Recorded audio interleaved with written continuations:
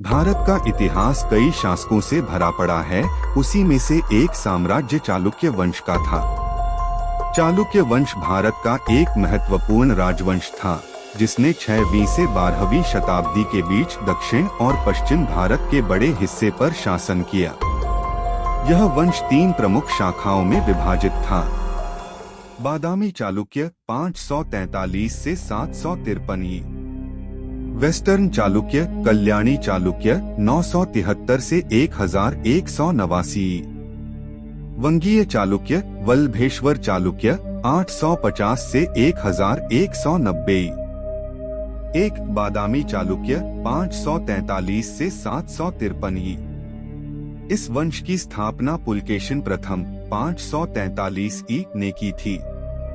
बाद में पुलकेशिन द्वितीय 610 से 642 ई ने इसे चरम पर पहुंचाया।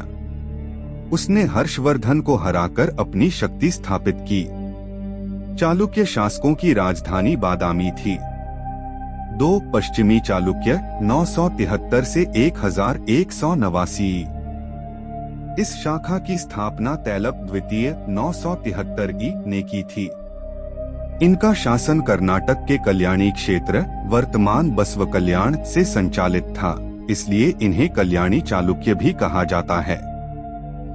इस वंश के महत्वपूर्ण शासक सोमेश्वर प्रथम, विक्रमादित्य षष्ठ और सोमेश्वर तृतीय थे।